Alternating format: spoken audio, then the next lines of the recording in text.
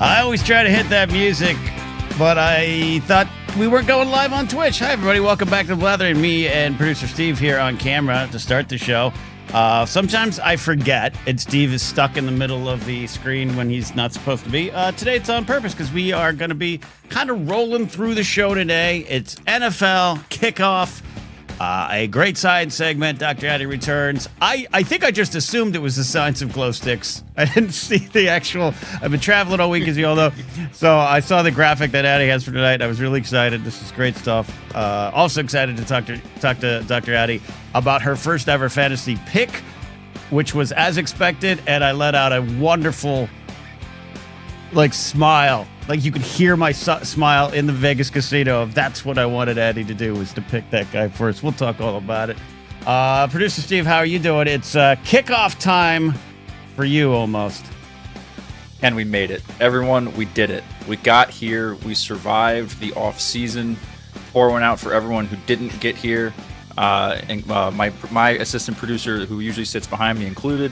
But we're here. It is football season. Nothing fights seasonal depression can like 300-pound men hitting each other in plastic pads and tight shorts. It's almost soup season. It is almost chicken wing. It is chicken wing season officially. It's always kind of chicken wing season. But dear God, thank you for football. I am. Thank you for football. I'm so happy to be back in football. I wasn't a few years ago, right? Like, I'm in, baby. In fact, a lot to talk. This is for those who aren't sports fans. I get it, but I'm a nerd, and I love talking Star Wars and Game of Thrones and Lord of the Rings. No Game of Thrones tonight. Jared couldn't be here, but I am so excited to be back, and I have some things to say. But I want to start here, Steve. Soup season is right. I have 4 cans of soup waiting up there, and you know, groceries are harder to get these days for all of us. Thanks, Biden. And then I'm trying to save money, and I was like in the store the other day. I was like, no, I got those 4 cans of soup. Soup's coming back. Yes. We're excited. Yeah, soon as we've had a couple of crisp evenings here on the East Coast in the Lord's time zone, Ken, and it has been Don't you start that. It has been the little inklings of fall. We're probably still gonna have, like, at least around here in the Mid-Atlantic, we always get like 1 week in October that's hot as hell for no reason. But it's here. I can taste it. Literally, I can taste it because beer just tastes better on football days, Ken. Oh, man, I feel you there. So let's talk a little football here. We got a lot of stuff to get to, but it's also, I experienced a lot of football this past week. First of all, if you all can see, I do have something on my head. If you're listening on the audio version, number one, thank you for keeping the RSS feed that's been on since 2012 alive. I really love that. But Steve, do you see my head? Do you see my glorious cap? I do. Is that that a black and white of the Miami Dolphins? Good fight song that Dolphins have. Oh yeah, it's on Madden 26. Drives me crazy already. Though I do like that Mike McDaniel blares it over like the speakers at practices and makes them all dance to it. Yes, I manifested this. Oh no, my chair just kind of broke. Oh boy. I knew I ate too much in Vegas. It just slid down. I was so for those that aren't aware, I was in Las Vegas this week with Mark Ellis. He had a big corporate gig for a great company, wonderful staff. We had a lot of fun out there, and he brought me along to kind of document it. I'll tell you a little bit about some of the stuff there. But at one point in the trip, Mark was he wasn't feeling great. He was kind of holding back, making sure his energy was for the job he had, right? So it wasn't like a wild Vegas trip. At one point, I was like, I haven't had a Dolphin hat or a Dolphin shirt in 15 years. Just stopped cold. Did not buy any new merch. And I was like, I love Dolphin colors, but you kind of can't wear them. Like, unless you're going over the top, Dolphin colors aren't really my colors. So I was like, I need one of those black and white hats. And the next night, I was walking around. I was drinking a alcoholic strawberry milkshake. And I look over, and there was a Lids. And I just look at the guy, and in my drunk Ken thing, I go, hey, you got black and white hats? The guy goes, yes, we do. I go, oh, okay. And I walk in there and I bought this. And the guy goes, do you want it at the catch? Do you want it like personalized? And I go, nah, haven't picked a player yet. And I just walk out. So I'm here. I'm excited to have my Dolphin hat on. It's Lids, Ken. Of course they have a whole row of the whole wall of just black and white hats. Yeah. Yes. So there's that. So, Steve, I was for the first time in my life on an NFL field Tuesday night. Wednesday night. Gosh, what is today? Thursday? Today's Thursday. Got back at 2 a.m. last night. We drove straight from Allegiant Stadium last night back home to LA. So Mark had this event. It's Mark's story to tell, but it was a party for this giant corporation and collection of like self-storage companies and everything, this self-storage association. And everyone there, this from the CEO on down, was just delightful. They were just delightful. We had a great time. We were at Allegiant Stadium, home of the Las Vegas Raiders and UNLV. Steve, have you ever been on an NFL field? I have. I've stepped on a couple. Never one as new and as fancy as Allegiant Field, also affectionately known as the Death Star, out there in Vegas. Yes. No, I've been on a few. But the picture you sent was some night. Was it? No, first of all, was it real grass or was it fake grass? It's got to be fake grass because it's indoors, right? It's that fake real grass with the little pellets in it. Oh, okay. And I kept telling Mark I want to steal some of the pellets, but I just felt bad about that. You don't have to steal the pellets. Just walk across them for like 50 meters, and 10 of them will end up in your shoes. It's fine. I should have gone barefoot. It was great. And we got to roam around freely because we had like all the badges and stuff that you needed. Right. Our green room was the NFL officials locker room. So we got to go where the referees stay. And then we got to walk around. We passed the x-ray room. We passed locker rooms, the Raiderette locker room. It was locked for good reason to keep us out of there. And we got to see the Super Bowl trophies, which, are on display in the Champions Club. Good time. But I was on the field, and I've been on high school fields and everything, so I get it. But this is the NFL, baby, which stands for not very long in terms of, I know a V. I get it. Steve, when it's 3rd and 2 and my Dolphins can't get 2 yards, I'm going to be more mad. Because I stood on there and I was like, this is nothing. You're telling me you can't get 2 yards, Tua? Dump that off to Tyreek? Oh, I know there's 11 players trying to stop you. But then Mark goes, yes, but the field is so wide. Imagine doing a sideline-to-sideline throw. And then we did the punt, pass, and kiss thing. We kissed. Punt, pass, in Vegas. Punt, pass, and kick. And I videotaped that. We'll never see the light of the day. I haven't thrown a football in like 15 years. And I tried to do my Marino throw from about 20 yards out to hit the target. It went 16. I was like, yeah, maybe I should shut up. Maybe I should shut up. Oh, but it's you don't realize how wide it is. And yes, while it is only 2 yards forward, there isn't a 6'4", 300-pound man in between you and that 2 yards. That ends up being a big difference. Just saying. Yes, it does. Kyle Harlow says punt, pass, and Gene Simmons impressions. That's what it is. Yes, and then so I got to meet with everyone there at the Tuesday mixer. They had a mixer. By the way, I think we were staying at the Aria, big convention center. This was a convention going on. I have seen no less than 3,000 white men with polo shirts tucked into khakis this week, and it was all I could do to not film them and just post it to the world. But we had this great mixer Tuesday night, and I got to meet Ed Too Tall Jones, NFL legend, former professional boxer as well. Jay Schrader, former Raider and Washington quarterback. Rich Gannon was there as well, taller than you'd think. And Randall Cunningham, pastor, reverend, or whatever he is, Randall Cunningham. All sweet. Jay Schrader was just delightful, told so many stories. I got to ask him about what it was like to hand off to Bo Jackson. But Ed Too Tall Jones, 6'9". And I was walking back to our hotel rooms. I was behind him, going back to the hotel rooms. Steve, one hit, I'm dead. All my dreams of being a pro athlete out the window. Right. Behind a 6'9" defensive end. Yeah, nothing makes you nothing makes you feel smaller than being next, especially in the pads. Like those guys look in street clothes, they look imposing and everything, but then when they're in cleats that also give them an extra inch, they're in the big pads, the helmets, they look like Disney mascots walking around that can kill you. It's not. I was never built for that. Sorry, Dad. I was just never quite built for it. Right. Like I've been around pro wrestlers, and there's some behemoths, but surprisingly, because they're built larger in life, especially in the era which I grew up watching wrestling. And again, some of them are absolutely huge, but some of them you're like, really? Like I think I'm looking down on you. Really? Like, I used to watch you for years of WrestleMania, especially as wrestling's gone on. Not the case with every one of these NFLers. Like, even Rich Gannon, like a stalwart for two teams at quarterback, solid player. But I was like, Rich Gannon, 3 inches, 5 inches taller than me, I'd say.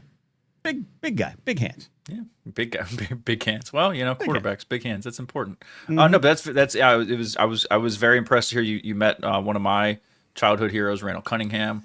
That is very cool, Eagles legend. But yeah, no, that's great. Las Vegas is the convention capital of the country, and you know what conventions mean? Conventions mean khakis and polos and badges. I've lived that life for 15 years. Ken, I get that. From a professional standpoint, sometimes that is just the uniform you are asked to wear when you are walking by schmoozing and boozing for 8 hours. Do you play the game when you're at these conventions? Not you personally, okay. But when it comes to people watching, because I love people watching in Vegas. But watching all these convention folks, I was trying to figure out, I'm not going to pin this on Mark Ellis. I'll just say it was myself. Trying to figure out which one of these people at convention were doing dirty things because they're in Vegas. And that this convention life, they get away for 4 days, drinking, handsy. There were some contenders. A lot of shit goes down at conventions. Yeah, a lot of shit goes down at conventions. Work trips in general are dangerous territory for those kinds of things, especially those trips in Vegas. It is just a concoction of temptation. But we played a lot of those kinds of people watching games. Last time I was in Vegas was for my bachelor party, which was over March Madness weekend, which was a hell of a time. It was. We would do the old, walking by, and you'd see a gentleman with what you would assume to be his date for the evening, and we would just kind of, all look at each other and take bets on whether or not that person was, paying for someone's services or not. And then the kicker on that was one of us had to actually go up to one of them or someone they were talking to and actually find out the answer so that we could all get paid for it. Yeah. Oh, even better. I lost all 3 times that we tried, but yeah. 8984 says, I saw a guy in khakis get slapped by some woman last time in Vegas at public. That's what it is. I want in on that game next time you do that, Steve. Next bachelor party you have, let's go there. Well, I hope I don't have another one. You won. We also have a poll tonight here. Who wins tonight? The Cowboys, Eagles, or producer Steve's prop bets? I don't know. Eagles are leading in the poll, by the way. Only 29% people. Good. All right. So one thing, quicker show tonight, only because I am definitely run down. I'm not committing to the idea that I'm sick. I usually zinc my way through Vegas, and I think I'm going to be okay. But definitely one day, a second day alone, I did 21,000 steps walking around Vegas. So it was good. It was a good time. But because of the speed up the show tonight, we're going to be doing NFL picks, the return of NFL picks. Oh, last season, this is kind of what turned the Blathering into something else. It turned the Blathering from a depressed man talking to a microphone with no one really paying attention to ramping this up into a radio show that goes into politics, sports, news, weather, science, food, all of it. But NFL picks helped blow up this show into something bigger in my mind, which I'm forever grateful to producer Steve for that. Steve, before we begin this season, we need to recap what we did last year. So yes, last year was the debut of the picks. We do 5 picks every week, and if you were betting marbles, peanuts, trading cards, anything you wanted against Ken's picks here, you would have made any of those marbles, trading cards, peanuts, or money. Ken was 53-44-1 last year, including the playoffs. He was 45-39-1 in the regular season. That is a money-making. That is profit, baby. You printed money last week if you followed Ken's picks. You had one 0-5 week. You had one 5-0 week. I think they separated each other by 2 weeks. I think they're very close together when that happened. And didn't the 5-0 happen first, and I got a little too big for my britches, and then had the 0-5? Sure did. Yeah, sure did. So, but I also hit a parlay when you did that 5-0. So I am eternally grateful for you, Ken, because I made some good. Was able to buy a lot of diapers that week. So you're you're 53-44-1 for your career, and so we start a new season here tonight, Ken, with the Philadelphia Eagles kicking off against the Cowboys.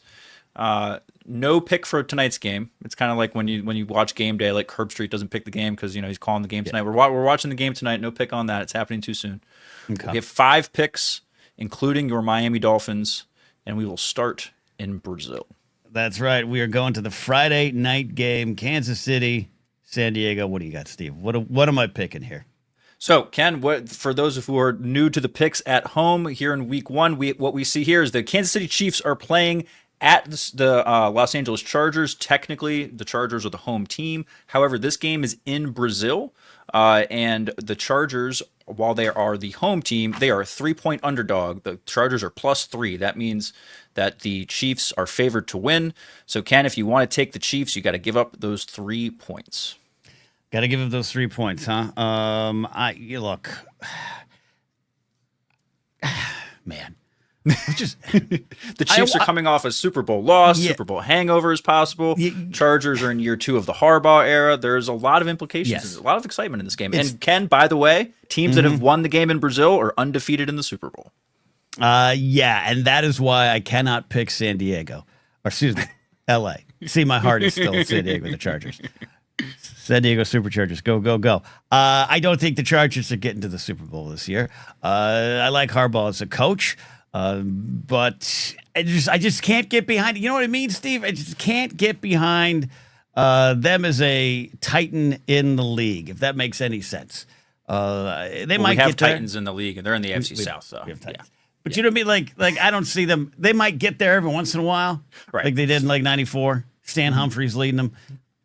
I just don't buy into them ever in the overall way. And that stat you just said, winner of this game in Brazil is Brazil. The Brazil game, yep. That's the magic? Yep. Well, there's only been one, and the Eagles won it last year, and they won the Super Bowl. So. Oh, you just won. Okay. All right. Yeah. By the way, Steve's doing this while the Eagles are presenting the trophies and everything. Yes. I've got it all on right here. Yeah, no, it's all part of, All right. I'm going Kansas City. Kansas City. Kansas City. Got it. Kansas City. No surprise there for game 1. All right, let's go to game number 2. All right, we are going to Pittsburgh and New York. The Jets, Jets, Jets. This is a fun Week 1 matchup. We have the Aaron Rodgers Bowl Part 2, with Aaron Rodgers going to his home team from last year. Rodgers is the new quarterback for the Steelers. Not a whole lot of confidence in the Jets being home underdogs at 2.5 in the opening game of the season.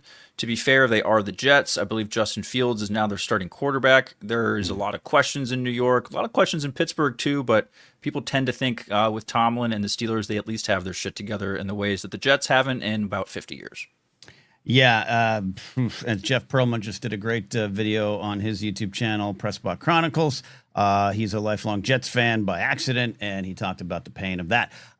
Look, we talked to Jared the Dark Jedi on the show last week, a lifelong Pittsburgher, a Yinzer, finally getting into sports, and then his team has Aaron Rodgers, which is a conflict morally for many people. I know a lot of other Steeler fans, even if they don't have the conflict morally as much as others do, they have the conflict football-y, where they're just like, I can't believe I'm rooting for Aaron Rodgers. Okay. And I think I'm in that too. I do like the Steelers. I'm taking them here. The Jets, even though Justin Fields did run for an 82-yard touchdown on me in Madden, with 11 of my Dolphins missing him like a Keystone Cop clip, I'm taking Pittsburgh here.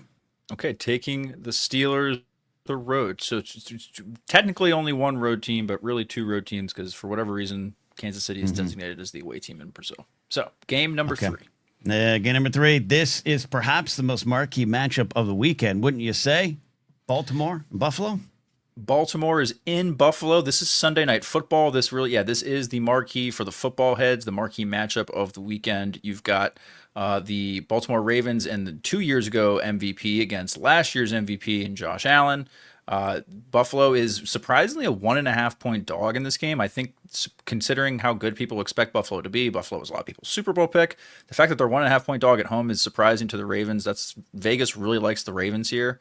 Both of these teams are really good, and a lot of people would argue that both these teams got better in the offseason.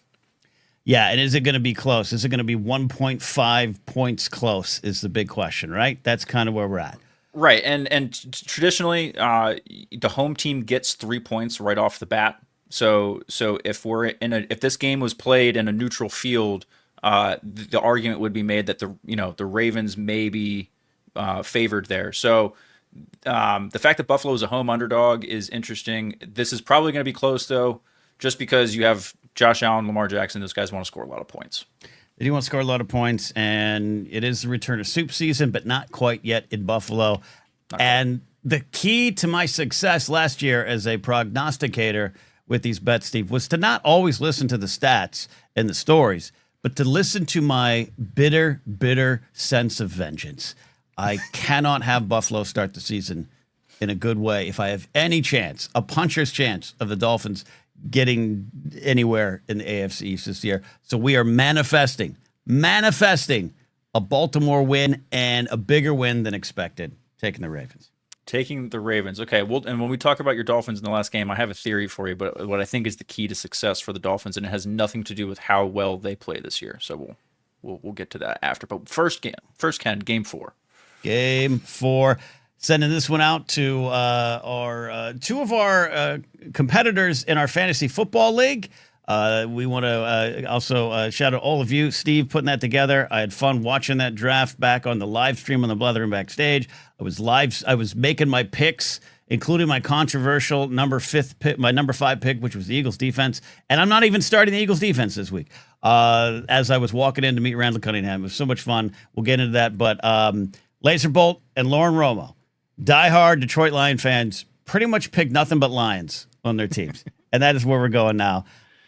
Detroit at Green Bay. Detroit at Green Bay. We knew this one would be a popular pick with the fans. This is a huge game in the NFC North. Detroit was upset by Washington in the playoffs last year and to try to get to the NFC Championship game. The Packers, big offseason storylines, just acquiring Micah Parsons just this last week, and they're an ascending team, one of the youngest teams in the league. Jordan Love, people have high hopes for, and they went, they had their own good run last year. So no surprise there, I think, with the line. The Packers being favored at home week 1. The Lions had a bit of a brain drain with all their coaching after all that success we saw for the last 2 years. Their one coach is the head of the Jets now.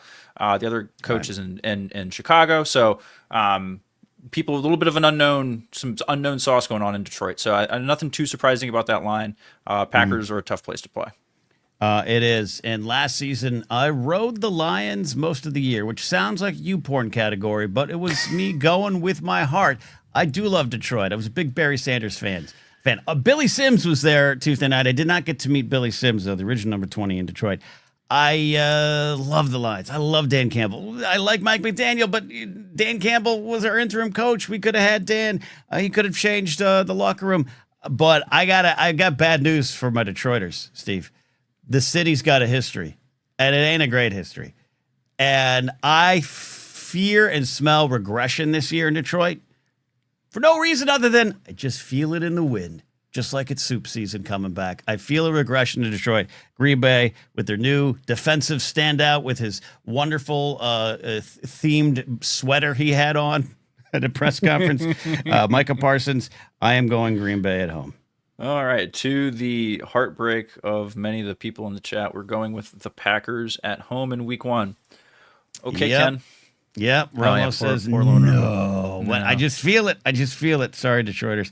All right, final pick. As we always do, as you can tell by my hat, lifelong Miami Dolphin fan, has been decades of pain, suffering, misery, and apathy, where I just kind of stopped watching for years. But I'm back, baby. And last season, it's a painful season in Miami. Let's face it, after a great 2023. Our final pick, as always, is a Miami Dolphin game. And we are starting the year, as a man who just barely threw a 16-yard pass on Sunday, or on Wednesday, and would only throw a 10-yard pass to no one on Sunday. Dolphins are going to Indianapolis. We got Daniel Jones starting at quarterback, right, for the Colts? Yeah, Daniel Jones starting at quarterback. So I would kind of put that in the pro column if I'm a Dolphins fan. So we'll see.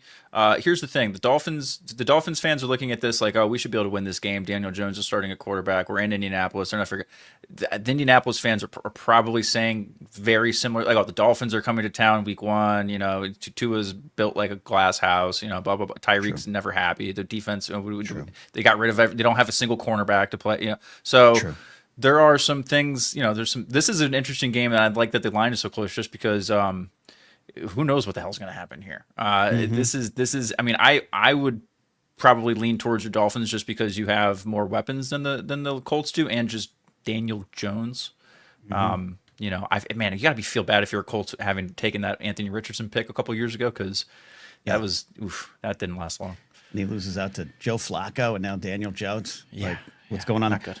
What is your Dolphin theory? Is it before the pick or after the pick? What do you want? So I'll give you the Dolphin theory before the pick, so in case it influences you, even though we know it won't. Ken, you need everyone that plays basically above, or pretty much any NFL team that would have been in the Confederacy, you need them to be really, really good this year, because you need to make sure that if the Dolphins don't win the division or anything, you need to not play in Buffalo when it's 10 degrees outside. You need to not play in Kansas City when it's 10 degrees outside. Right. Tua needs like 68 degrees, light breeze, you know, nice. Even if it's in the rain, okay, sure, whatever. But like, you don't want to go any further north in the playoffs this year than like Cincinnati. Okay. And even that's pushing it. On to Cincinnati. Yeah, you're talking Dolphins can only get playoff wins below the Mason-Dixon line. This is what you're talking about. Yes, this is the theory. Yeah. It's true. Look,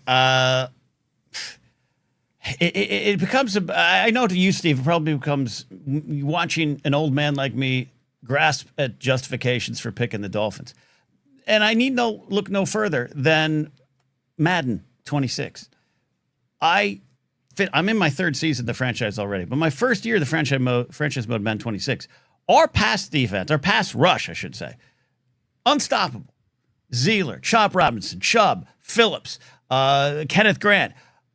They all had north of 11 sacks on my season in Madden franchise mode. I play every down. I don't sim it. And so that made me think, you know what? I think the humans are overlooking this defense. I know about the cornerbacks. I think the computers know what's up. I think this team is a little pissed, a little motivated, and they're quietly confident. They're bonded, as they're saying around the Dolphin camp. And I think we got a tough on the road. It's always tough on the road, especially for those little Dolphins when they swim out of their little water. But I'm taking the Dolphins. I'm even taking them by like 8 points. Okay, wow. Well, we don't have to give them that many points, but that is still an impressive prediction there. Dolphins, no surprise. But yeah, I mean, hey, you're going with the robots. That's the thing that's surprising to me about that take, is you're trusting the robots. Not necessarily trusting AI. I'm trusting the Madden programmers. The Madden robots. Yeah. The Madden robots. Yeah. And I just think, and I think our secret weapon, Devon Achane's a little hurt, nursing a little calf. Our secret weapon is Ollie Gordon III. I think he's going to score one touchdown, run for like 60 yards as a second spot running back. And is he on my fantasy team this year by accident? Because my auto pick kind of screwed me late in the draft. Yes, but I'm excited about that. Those are my picks. That's the NFL picks this week. Those are the NFL picks this week. Kansas City, the Steelers, the Ravens, the Packers, and the Dolphins. That is week one. Ken, thank you so much. I need to go watch my Eagles. You do. All right, so we will. We got to. All right, so you're going to watch your Eagles. I'm acknowledging here. James did give us a super chat, asking us a question. Steve and I are going to do this maybe next week. Okay, James, you don't have to do another super chat. We're going to get to this one. Ken and Steve versus a Sasquatch up at the International Space Station. Okay, I'm looking forard to that. Okay, well, we'll do that.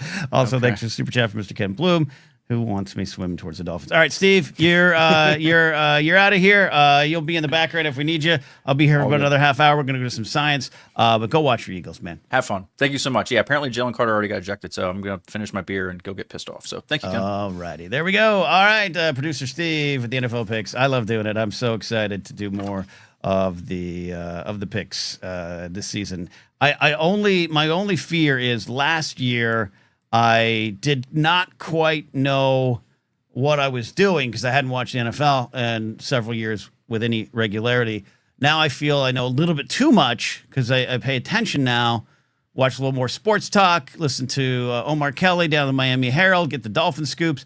I might outsmart myself. But speaking of outsmarting the rest of us, though she would never brag about it, we are going to bring on the resident professor of smart things around here, Dr. Addie, who is going to have a nice science segment. But Addie, I have to talk to you about your first fantasy football experience. Welcome back to the show.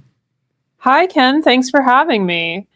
I have also been on an NFL football field before. Oh, nice. Did you try to complete a pass like me and fail, or did you succeed? You probably succeeded. No, I was in the marching band to the shock of no one in the audience. Oh, big reveal. And in the state of Michigan, when I was in high school, the state band competition every year was at the Pontiac Silverdome. Oh, yes. Yes. So I've been on the field of the Pontiac Silverdome. What instrument did you play? Did you say that? Sorry, did I step on that? No, I have played the flute since I was about 5 years old, but in the marching band, I lacked the coordination to march and play an instrument at the same time, so I learned how to play the mallet keyboard on the sidelines. This is amazing. This is amazing. That's a great wrinkle, Addie. Just adding to your legend around these parts. But part of the legend around these parts is your love, appreciation, and admiration, of course, your fandom for Taylor Swift, which now, of course, extends to Travis Kelce. And we all knew in that fantasy draft, 16 teams, which is a big fantasy league, we all knew what needed to happen. But in the first round, you made sure it happened. Your first ever fantasy football pick was Travis Kelce, which isn't a bad pick. It's not a first round pick, maybe by normal standards, but it's a good pick. He's a Hall of Fame tight end. Your team is pretty good. You got Joe Burrow as your quarterback. But Addie, walk me through this fantasy football experience. I'm having a lot of fun. I don't know a lot about fantasy football. I am a football fan. I don't watch it as much as I used to, although the backstage community helped me figure out how to hook an antenna up to my TV so I get local channels again. So maybe I can watch more football this season. But I still don't quite understand what we're like the scoring for fantasy or how any of this is going to work. But I wanted to have fun with you all, so this seemed like a fun thing to learn how to do. The last time I did a March Madness bracket, I picked entirely based on vibes and beat everyone else. So like, I'm confident in my vibe based picking abilities. I went entirely based on people that I've heard of, which is why Joe Burrow is my quarterback. My father is a Cincinnati Bengals fan, so I've heard a lot about Joe Burrow. I hear he's pretty good. But I did worry because I knew between the chatter in the Discord and the what the Google AI overlords told me about how to pick a fantasy football team. I knew that I should have prioritized wide receivers and running backs. That was who I should have gone after first. And I did think about it, but I was really worried that someone was going to know I wanted Travis Kelce and take him. That was my one goal was to draft Travis Kelce. I was actually like rushing home from a work awards dinner that I had to go to Tuesday night. And like literally I was shouting at people as I was running out the building. I have to get home and draft Travis Kelce. It's the only thing I want in the world. I absolutely love that. And everyone in chat who was in the league, like goes Vatnik at 898 for Laserbolt, they're all, everyone's saying no one was going to pick that player from you. But you don't know because a lot of people are auto drafting. So maybe it goes defaults to rankings. And like I said, he's a good tight end. So like, he was a good pick. Yeah, he is.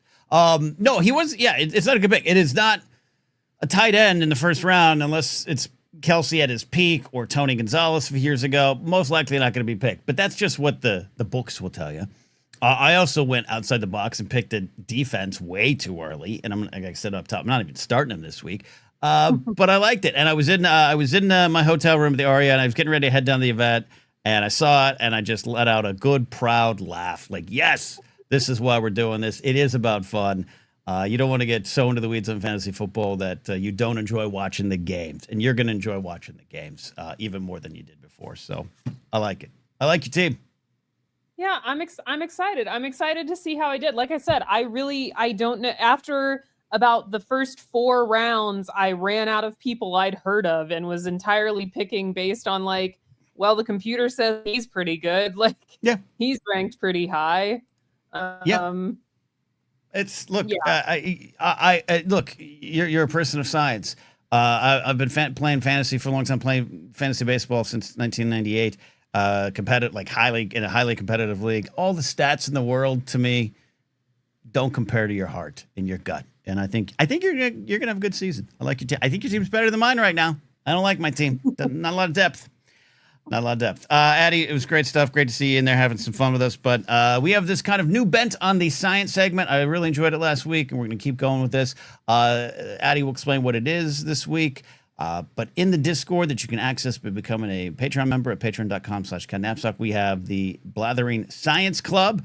You can go in there and just talk science, both concerning news of the day. There's always some of that to deal with. Also questions, and there's the actual question channel to ask Dr. Addie and just the team, and then Addie will endeavor to answer a question that she wants to answer here on the air. So without further ado, here's Professor Addie and science for this week. What do we got? All right, Ken. So this week, our question once again comes from Jared the TIE Pilot, our good friend who is not here this evening, but hopefully he'll find the answer to his question later. Jared asked me, how does glow in the dark work? And I get it now. Yeah. And the short answer, which honestly is going to be the answer to next week's question also, spoiler alert, to the point that in the Blathering Science Club, they've asked me in the week that follows that to just do a lesson on this, which is the short answer is electrons. Got it. So do you want to go ahead and throw the graphic up, Ken? I do. Let's get the graphic up. We have science with graphics now, and here it is. So, glow in the dark, which I think specifically Jared was asking me about, like the old glow in the dark stars that you would put on your ceiling and things like that.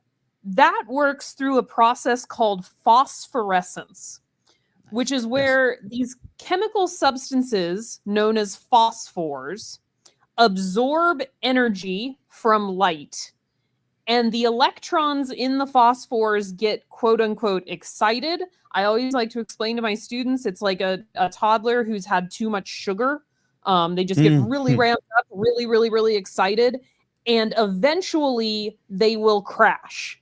When they crash, they release that extra energy in the form of visible light, which is why we can see it. And that is why glow-in-the-dark products like stars on your ceiling or T-shirts or anything that is sort of like a painted, inky sort of glow-in-the-dark, you always had to like leave it out in the sun to like charge it up so that it would glow in the dark. Right. Okay. You're charging those phosphors. Now, Can I just jump in for a second? Like, I love the description of it, like crashing all into each other. That's the fun, violent side of science we don't celebrate enough. Yes.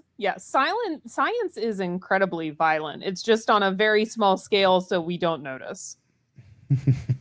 Also a great Dave Matthews song. Okay. Go back to your gay producer, Steve, but great point. So I did a little bit of extra credit work on this because I wanted to also know how glow sticks worked. So glow sticks are a slightly different thing that is happening.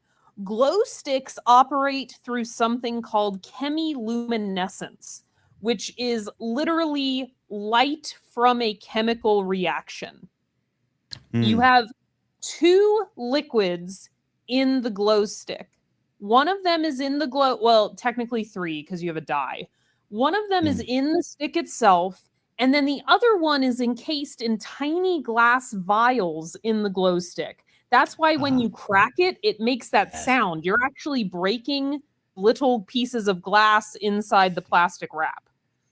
And by breaking it open, those two chemicals mix together, and they create a chemical reaction where the chemical gives off the electrons that excites the dye molecule in the glow stick, causing it to light up. And that's why for these, the light lasts throughout the reaction. As the reaction completes and there's no more molecules left to react, that's when your glow sticks lose and slowly fade over time. They lose their light and die. And that's why they aren't rechargeable, because there's no more chemicals to do the reaction. Are you talking about glow sticks or love? Hey, all right. Right? Same thing? No? Okay. Right. Okay. Yeah. Science can explain love. You just did it right there. This is fantastic, because who as a kid did not love breaking the glow sticks at a party or a camp? Oh, it was one of my favorite things. It was a very satisfying sound. Now, I don't know if Steve is still there. He is. Steve, Hello. do you want to ask your follow-up question, or do you want me to just answer it? So I'll go ahead and ask it. So I mentioned this to Eddie. I'm sorry, I was in a fit of rage actually. First week of the season, Ken, I actually just broke my my microphone stand while Jalen Hurts just ran in for a touchdown. Anyway, Steve Christ. is violent. we won the Super Bowl. I shouldn't be this angry. Jalen Carter's an idiot. So I asked Addie if I told her, I said, so, you know, Addie, I knew a kid once when I was a wee boy who may or may not have lost a bet. And he may or may not have had to ingest the substance from those like glow in the dark necklaces that like snap together. Like, you know, those ones that like you kind of like you crack them and they glow, and then they have like the little male and female end, and you could like wear it as like a necklace or like a bracelet or whatever. Yeah. So is that, do I have like, does my friend have to like worry about anything like later in life from like a health standpoint? Is he going to be okay? You used to say, "Is Steve gonna die?" Well, I like I said, it was my friend, Ken. You know. Okay. Just saying. Yeah. Steve, I have good news and I have bad news for your friend. Hit me with the bad news first, Doc. I've always wanted to say that. Well, you're gonna have to ask that question again when this all comes to roost. Yes. So the bad news is, and I do appreciate you asking me this follow-up question this afternoon, because I had to do a little more research. And then I actually conferred with one of my colleagues before we left work tonight. I don't have to pay for this, do I? No. Okay. Just making sure. So the bad news is that in the 90s, we used way worse chemicals in glow sticks than we do. Shit. Steve. The chemicals that we used in glow sticks apparently can form a compound that is known as a dioxin. Dioxins are quite poisonous. If you ever do you all remember, I think it might have been in like the early 2000s, when Russia poisoned the president of the Ukraine and his face got all like poxy? That was suspected dioxin poisoning. I mean, Putin didn't do it. He was too close to glow sticks, right? That's the problem. Exactly. Was the answer. Okay. So the bad news, that is the bad news for your friend Steve, is that the chemicals that they used in glow sticks could have formed dioxins, which are bad for you. So as my friend, who is a biochemist who I conferred with on this, put it, did it probably cause a malformation in the DNA? Yes. The good news is that's probably not what's going to kill your friend, because you have been exposed in your lifetime, and you continue to be exposed in your house and in your car and in your workplace to a lot of chemicals that are not great for you. And the soup is what is going to kill us all. Oh, you mean the soup? It's soup season, and that's going to kill Steve's friend and me? Not the soup itself. Okay. The micro electrons in the micro dioxins in our soup? No. Don't eat your soup, kids. It's fine. But no, there's just, we have put a lot of chemicals into a lot of things. Yeah. Rather recklessly, because the EPA in this country does not require that a company prove a chemical is safe before it goes to market. They only have to prove that it's not dangerous once people start getting sick. Well, Steve, have your friend report it as soon as they feel anything weird in their tummy. So all I'm saying is, Steve, I don't think your friend has to worry about the glow stick. You've been exposed to a lot worse at a lot higher dosages than the one glow stick that they had to drink when they were 9. So the microplastics are going to get me before then, is what you're saying. Right. But the microplastics, the Teflon chemicals, the flame retardants in your couch, they're all coming for you. I mean, yeah. But now, is there an activator? And is there like a, kind of period of time where it's no longer a worry, like Steve has a Diet Coke, Steve's friend has a Diet Coke and suddenly the glow stick juice is activated? Nothing like that? No Nothing like there? that. It's more of a time. Okay. Time is the activator. Okay. All right. Sorry, Steve. I think you have a fighter's chance. So wait, hold on. I have more questions than I had before. So am I okay, or sorry, is my friend okay, or like is this just a matter of, am I a ticking time bomb? Is that what we're saying? What I'm saying is, if something happens, I don't think it was the glow stick. Okay.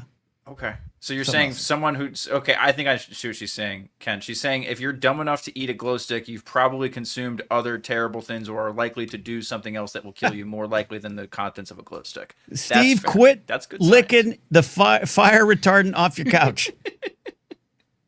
Stop it. He doesn't even have to lick it, and when you sit down on it and you get that nice of air when the cushions go down, they just go right into the air. This is what I study flame retardants in the air, Ken. I could talk about this for days. We might need to. Though I do have a lot of fans going. Does that help spreading the flame retardant gases around? Oh boy, there's a lot going on. See, this is why I love science, but also I think why it could cause fear. Because Addie, you're giving us great information, but now I'm afraid to sit on my couch, let alone drink a glow stick. So this is what I try. I try, and maybe I failed to alleviate with when I talk to people. It's like you lived in blissful ignorance, Ken. Mm-hmm. And it was but it was still there. It was already there. So now that you know about it, doesn't make a difference now that you know about it. Yeah. Okay.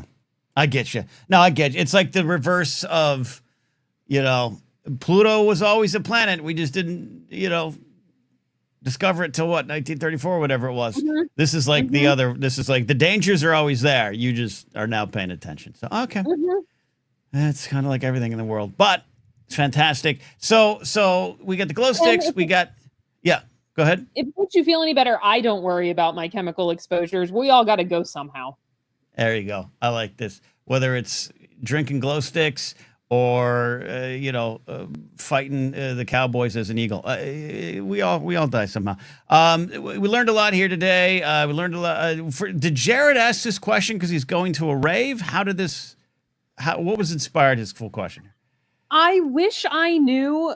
So when before we started the official Discord Blathering Science Club channel, which become a patron on Patreon, get access to the Discord, come ask us science questions. There you go. I had reached out to a small subset of the Blathering community and asked for questions for last week's first segment because I needed some inspiration of what we were going to talk about.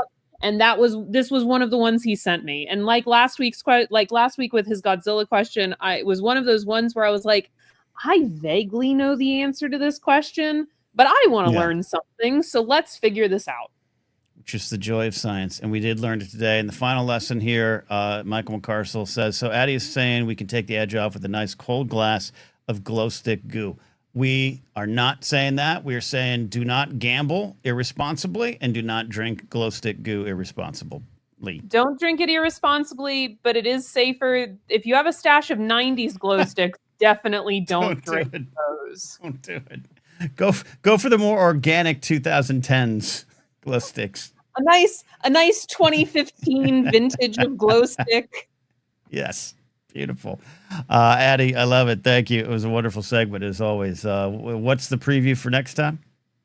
So next time, our question comes from Brady, who wants to know why sodium is explosive when you put it into water and chlorine gas will kill you when you breathe it in. But if you put the two of them together, you get table salt. Oh, wow. Yes.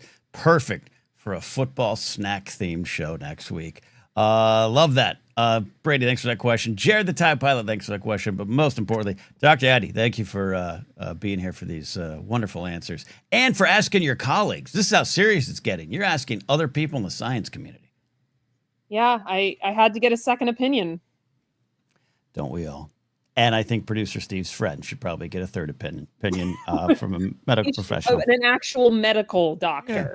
To be clear, no medical advice, not an actual medical doctor. I ask again, where were the parents? Where were the parents where a little kid was being forced to drink glow sticks? Addie, thank you. Go watch your fantasy football team get some points. Oh, I'm going to watch the Rays, Ken. We're on a 6-game winning streak. All right, you can have 2 screens up. It'll be good. It'll be good. Thank you, Dr. Addy. You're welcome, Ken. Have a good one. Love it. Love playing around with all these serious science stuff and learning. And I love hearing when someone's passionate for what they do, Addy, with science, with teaching and educating. I love that inspires even more of them, that they're never done learning, and we should take some inspiration from that as well. And I'm hoping here. I'm going to check it. I'm not going to bring the game up. I don't want the NFL to come after me here. But the Cowboys are moving the ball here, and I don't want to drive this pain towards Steve anymore, but I need that for justifying my fantasy football decision. I benched the Eagles literally at the last minute, but it's 2nd and 23. Oh, that's okay. All right, that's maybe I made the wrong decision. I don't know. And the Dodgers are being swept by the Pirates. All right, that is about it. If you have any questions, I'm here for a couple of minutes. Like I said, I'm a little run down. Fun in Vegas, not a wild time. I did shopping and I did exercise.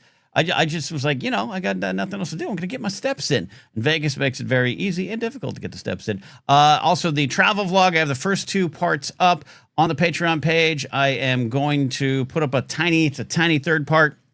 I didn't have a chance to do a full vlog on the 3rd day. We were at the stadium most of the day, but I did shoot a little minute or so to kind of wrap it all up on about the 50-yard line at Allegiant Stadium. So that's going to be on the Patreon page as well. Thank you so much for sticking with us here. I feel this is almost like the 2nd season of Blathering Live as we move into a new NFL year. We're going to have a lot more. As we all know, producer Steve they're expecting at producer Steve's house a new team member any day now. So Steve's going to be with us when he can. For as long as he can, and then he'll take some time off and sneak back when he wants to. But also, you should still follow the Blathering Backstage channel. We do put clips up. I'll put the science stuff up there for right now.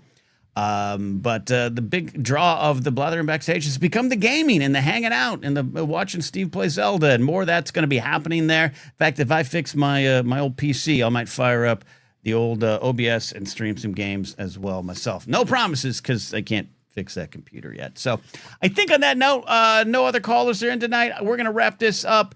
Had a fun time hanging out with you, talking sports, talking science. That's what we do here. And my voice didn't give out, which I'm excited about that. Maybe there's hope for me yet.